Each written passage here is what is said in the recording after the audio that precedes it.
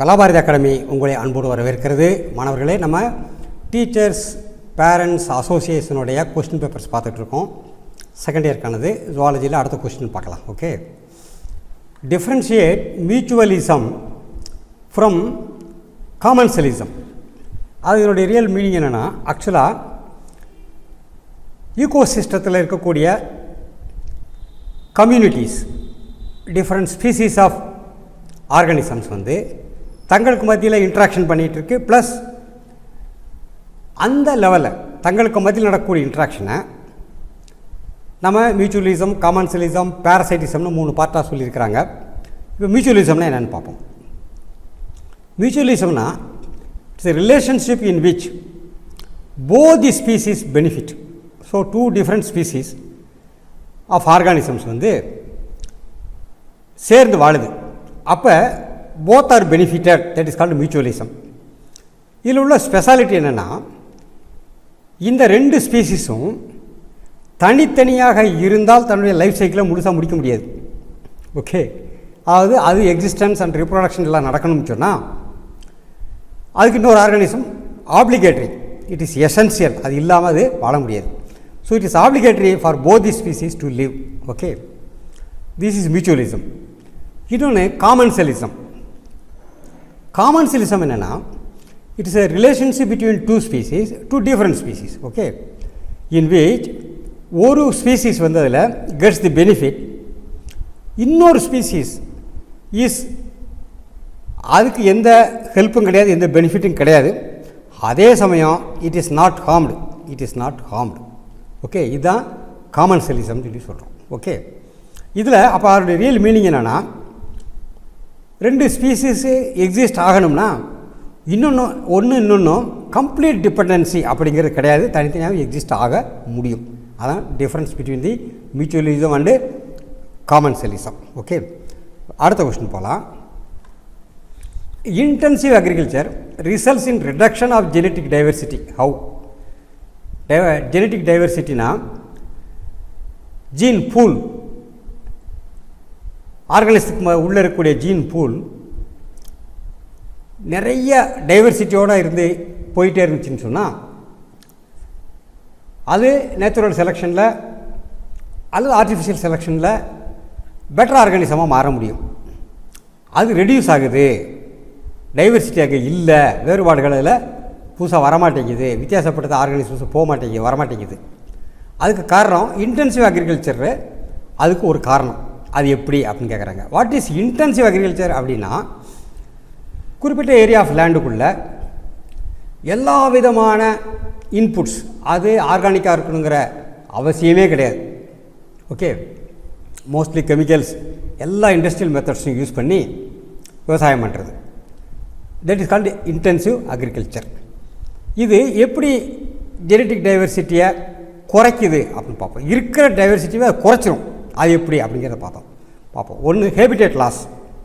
இந்த இன்டென்சிவ் அக்ரிகல்ச்சருக்கான ரெக்குயர்மெண்ட்டு கொஞ்சம் நார்மல் இதை விட கொஞ்சம் வித்தியாசமாக இருக்கும். இதுக்கு additional land, water, raw materials இது பூராமே வேணும்.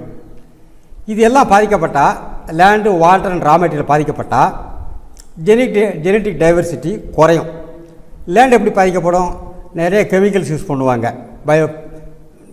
Chemical fertilisers, chemical pesticides, fungicides எல்லாமே யூஸ் பண்ணுவாங்க.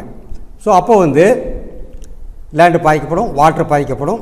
ஸோ அந்த கெமிக்கல் ஃபெர்டிலைசர்ஸ் எல்லாம் யூஸ் பண்ணணும், பெஸ்டிசைட்ஸ் எல்லாம் உருவாக்கணும்னா ரா மெட்டீரியல்ஸ் அதுக்கு நிறைய தேவைப்படும்.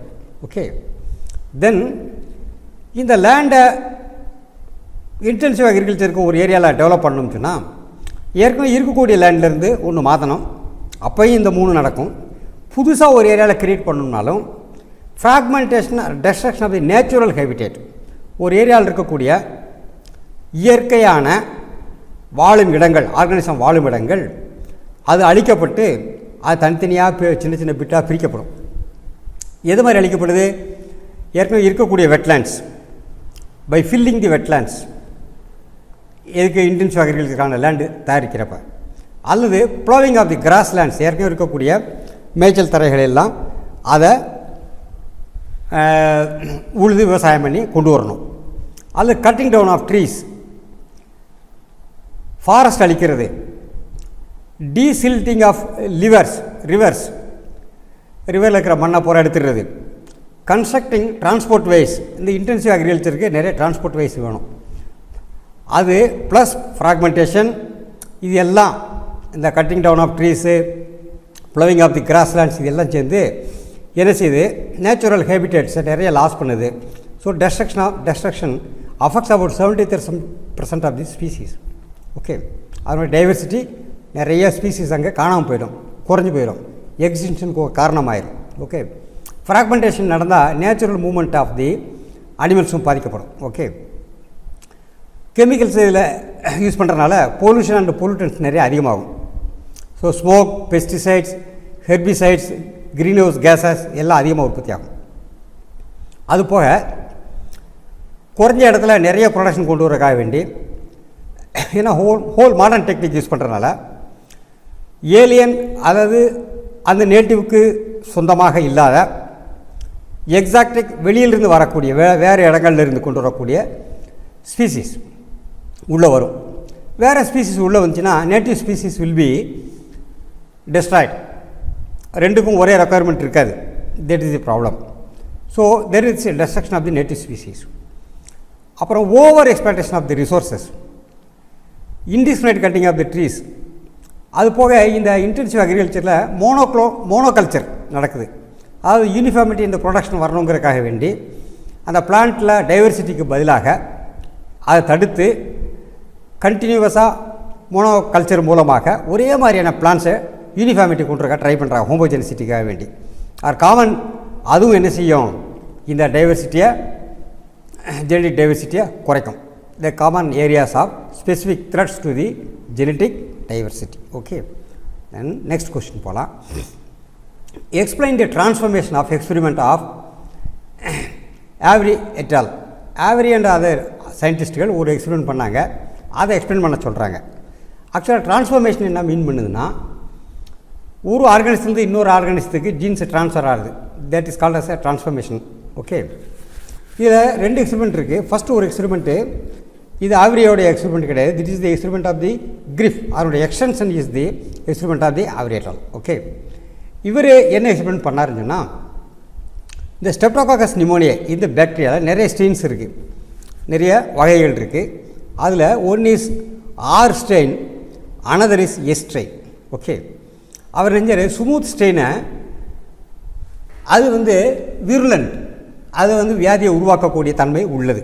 அது ஒரு மவுஸுக்கு கொடுத்தப்ப மவுஸ் டைஸ். இது நம்ம ஏற்கனவே பார்த்துருக்கோம், பட் புரிஞ்சுக்கிறதுக்காக வேகமாக பார்த்துருக்கோம். ஓகே, தென் ரஃப் ஸ்ட்ரெயின், இது நான் விருலண்ட், இது வியாதியை உண்டாக்காது.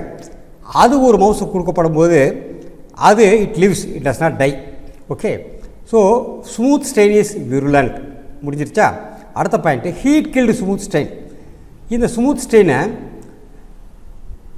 பயங்கர டெம்பரேச்சருக்கு ஹீட் பண்ணால் அந்த பாக்டீரியா இறந்து போயிடும். ஸோ அது என்ன ஆகுதுன்னா, அதை மவுஸுக்கு கொடுக்கும்போது தட் மவுஸ் லிவ்ஸ். ஓகே, ஆனால் இன்னொரு மவுஸுக்கு என்ன செய்கிறாங்கன்னா ரஃப் ஸ்ட்ரெயின் கொடுக்குறாங்க, ப்ளஸ் இந்த ஹீட் கீல்டு ஸ்மூத் ஸ்ட்ரெயின் இருக்குது பார்த்தீங்களா, அதையும் மிக்ஸ் பண்ணி ஒரு மவுஸுக்கு கொடுத்தா அந்த மவுஸ் இறந்து போயிடுது. அவருடைய ரியல் மீனிங் என்னென்னா, இந்த ரஃப் ஸ்ட்ரெயின் உள்ள அதுக்குள்ள ஸ்மூத் ஸ்ட்ரெயின் கில்டு பாக்டீரியா போனாலேவும் அது என்ன செஞ்சிருது, இந்த ரஃப் ஸ்ட்ரெயினை ஸ்மூத் ஸ்ட்ரெயினாக மாற்றி அது வியாதி உண்டாக்கக்கூடிய தன்மையை உண்டாக்கி இந்த மவுஸை கொண்டு போடுது. So this is the bacterial transformation. ஒரு பாக்டீரியா ரஃப் ஸ்ட்ரெயினாக ஸ்மூத் ஸ்ட்ரெயினாக மாற்றிடுச்சது. ஓகே, இதுக்கு காரணம் என்ன அப்படிங்கிற கேள்வி வரும்போது நிறைய பேர் என்ன நினச்சாங்கன்னு சொன்னால், அந்த காலத்தில் ஜீன்கிற ஒரு ஃபேக்டர் அப்படின்னு தெரியப்பட்டுச்சு. குரோமோசோம் ஸ்ட்ரக்சர் பற்றியும் படிச்சுட்டாங்க. ஆனால் குரோமோசோமில் அவங்க பார்க்குறது என்ன இருக்குன்னா, there is DNA and there is protein, ரெண்டு இருக்குது. ஸோ இந்த ஜீன்ஸ் ஹெரிடிட்ரியாக ட்ரான்ஸ்ஃபர் ஆகிறதுக்கு காரணம் இந்த டிஎன்ஏவா அல்லது குரோமோசோமில் இருக்கிற புரோட்டீனா அல்லது லிப்பிடா, இப்படி பல கொஸ்டின், அல்லது பாலிசாக்கரைடா, இப்படி பல கேள்விகள். ஓகே, அதில் முக்கியமாக நிறைய கான்ட்ராவர்சி என்னன்னா, புரோட்டீனால் தான் இந்த கேரக்டர் ட்ரான்ஸ்ஃபர் ஆகுது, த்ரூ புரோட்டீன் வழியாக தான் ஜெனட்டிக் கேரக்டர்ஸ் ட்ரான்ஸ்ஃபர் ஆகுது அப்படின்னு தான் எல்லா சயின்டிஸ்டுகளும் நம்பினாங்க.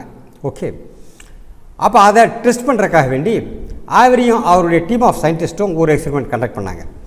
அதில் என்ன பண்ணாங்கன்னு சொன்னால், இந்த பாக்டீரியாவில் இருக்கக்கூடிய பாலிசாக்கரைட்ஸ், அது sugars that is on the surface of the bacteria, அது கேரி ஓவர் பண்ணதா இல்லையா அது தெரிஞ்சுக்கிறதுக்காக வேண்டி அது என்ன செஞ்சாங்க, பாலிசாக்கரைட்ஸை பூரா ரிமூவ் பண்ணிவிட்டு அப்போ அதனுடைய எக்ஸ்ட்ராக்ட் எடுத்து ரிமூவ் பண்ண பின்னாடி அது எக்ஸ்ட்ராக்ட் எடுத்து மவுஸுக்கு கொடுத்தாங்க. This mouse dies.